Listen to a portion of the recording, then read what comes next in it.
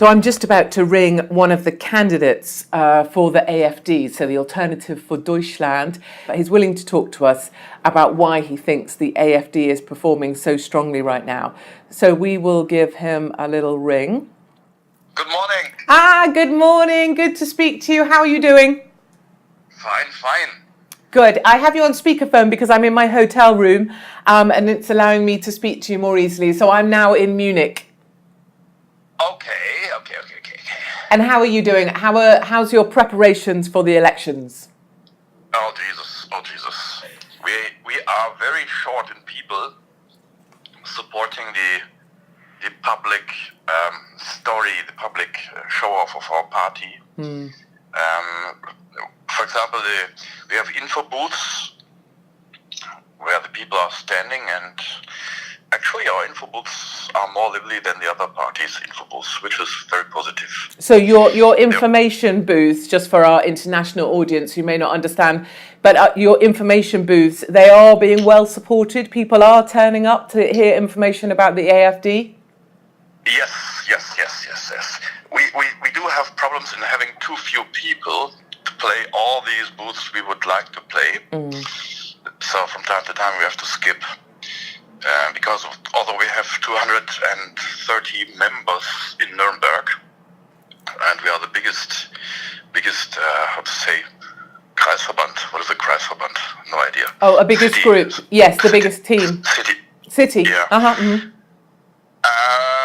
We have a lot of people who are very passive and not so active, and there's only a few number of active people who are really running the show. And can I ask, in Nuremberg, what percentage do you hope to achieve in the polls or when people vote? What number would be a good number for the AfD? Well, the average we hope to achieve in Bavaria is 15. The bad story is that Nuremberg is a completely red city. Even worse, the northern part, which seems to be my part, there are 4 segments in Nuremberg relevant for this type of election. So there are 4 segments in Nuremberg, and my part is set to go over to the Green Party, and all the rest will remain at the Red Party, I think. So Nuremberg is a strange city, and so we will have less than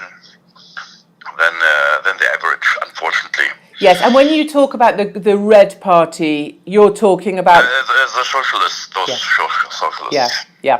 And tell me, in terms of the vote that you would expect for the AfD, in the UK, we have people who are shy Tory supporters, people who won't admit that they will vote Conservative because it's not seen as being, liberal-minded, it's not seen as elite, it's seen as being wrong.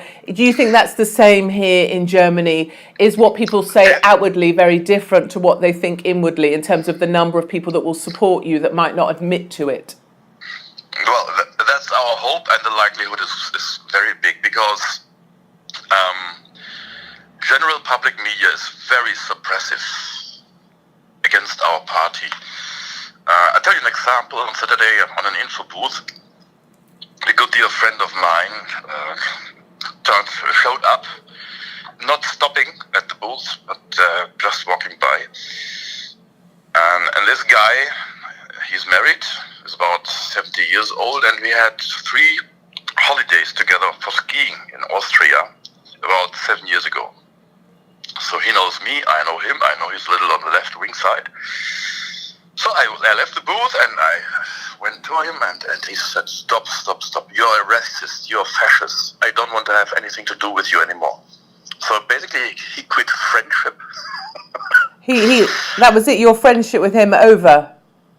Yeah, he said so, and then he turned away and left, and I was a little bit shocked because the public information, which is rinsed into the brains of the people, apparently is more important than personal contact. So this is the way Germany works now. And that's upsetting for you. You've been on ski holidays together, you know each other well, but now in the street he will sort of denounce you. There's a view here that for the AfD there's a lot of monitoring by the state intelligence services, and that there's been a sense that if you support the AfD you will be under surveillance. Do you think that's correct? Well, I only can make my assumptions. I mean, I'm very openly talking on the telephone. So whenever I'm ringing up people, I really am a little bit provocant by stating the keywords rather at the beginning of the discussion. Get them in early. To make as many secret services click on the line as possible. But I don't give a damn shit. I understand that kind of sense of feeling of not caring. I was watching the news last night, my German rather letting me down, to say I believe the AfD are struggling as well because of the nature of teachers in schools that are trying to... Oh yeah, that's that story. Yeah, that started in Hamburg. Can you help explain the story to me? Is it that teachers are trying to force their students to think a certain way? Yes, definitely. And I mean, teachers may have their opinion, of course. We have nothing against a teacher who has his own opinion, and we assume how they are, but we leave them. I mean, that's their way, as long as they keep it in their mind, or if once stated from them, they need to tag it with the label, hey, that's my political opinion. Okay? The story ends, however, when a teacher tries to influence people at school. And, for example, we have the very left-wing organization, what is a Gewerkschaft?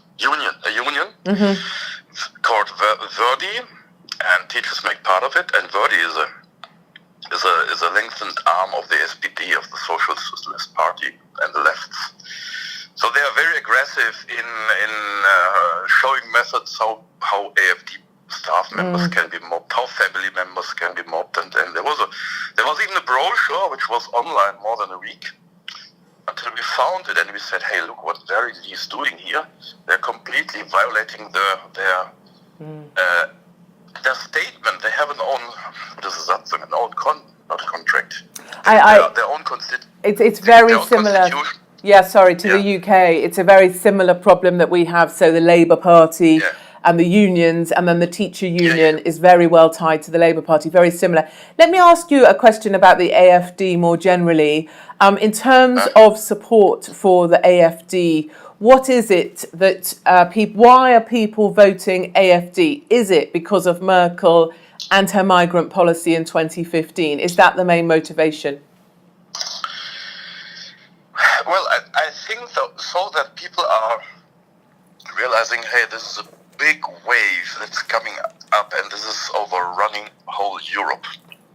So they are beginning to feel what everybody else from abroad is immediately seeing, that there's a huge wave of migration. I mean, everybody is fearing any kind of change, that's for sure. But this kind of change definitely will not do the better for the whole Europe. So when I talk to people from abroad, I deal a lot with Indians. They say, look, this Merkel lady has done severe damage to whole Europe for more than a decade or more than two generations. And people in Germany tend to sleep. They do not want to be woken up.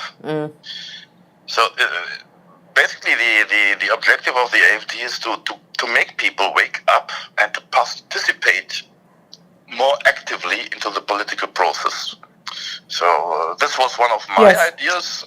I wanted to make a party, if I may say so, because I'm one of the founder guys in Bavaria, not in general, but in Bavaria. So I have been living in Switzerland, and what I want to have is the bloody lazy German, wake him up, shake him. Shake the German, wake him from his slumber and make him see. We are a little bit ahead of the Eastern totalitarian states, in the sense that there's no military police showing up using your gun. Although I can tell you another story there. we are coming closer to that point as well. Because we have a youngster organization, the Young Alternative, it's called, and they made a happening yesterday. If you Google it, you will find it. They made these chalk from the spray, and they made a painting, I think in Munich, in front of the buildings of the government. And they said, look, these are the people killed because of Merkel, kind of stuff. Okay, so it was all done with the spray. Oh, like in chalk on the pavement or something. So the youth movement of the Alternative for Deutschland put the German people who have been killed by migrants.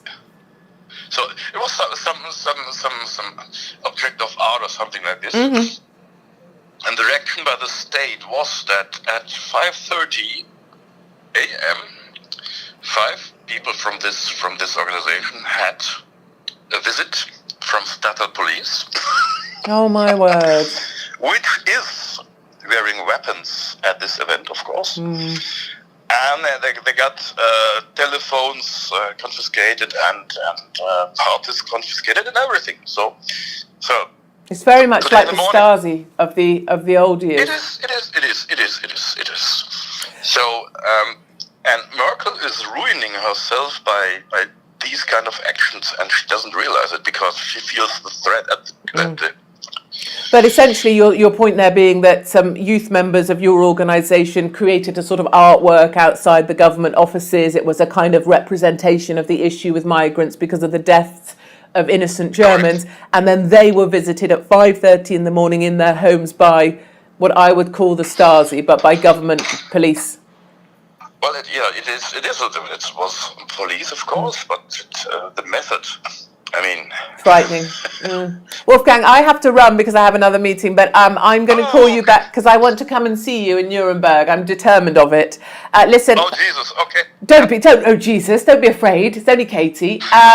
Listen, thank you so much. I guess you're out campaigning now for the next couple of days. Yeah, we have. Yeah. Okay. Well, listen, we wish you the very best. I wish you the very best of luck. Thank you very much. Okay. Thank you so much. Take care. So interesting speaking to Wolfgang. So he's a representative. He's one of the founder members, actually, of the AfD in Germany. And just, somewhat chilling, really, that story that the youth movement of the AfD, which are on the right, people call them the far right, but they're just the right, were making a protest outside the Parliament building. And then because they were there, I guess they would have put names of the victims of people killed by migrants, just like you may have seen in the news in Chemnitz. They were then visited in their homes at 5:30 in the morning by the intelligence and police officers of Germany.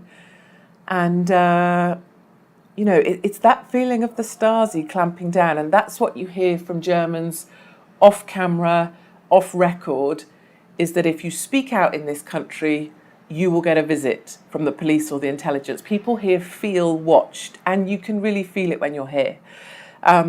So I look forward to catching up with more of those individuals and bringing you some real truths from here in Bavaria. To see more of our work, to see more of my investigations here in Bavaria, go to rebelbavaria.com. And if you can help us crowdfund any of our expenses, we're staying in very basic accommodations, please do go on, and any support you can give to help us tell the truths that Angela Merkel doesn't want you to hear, we'd be very grateful for your support.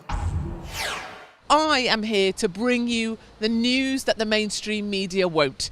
To join me in my reports, go to rebelbavaria.com. And if you can help chip in with any of our costs just to cover our basic expenses, I'd really appreciate it. Go to rebelbavaria.com.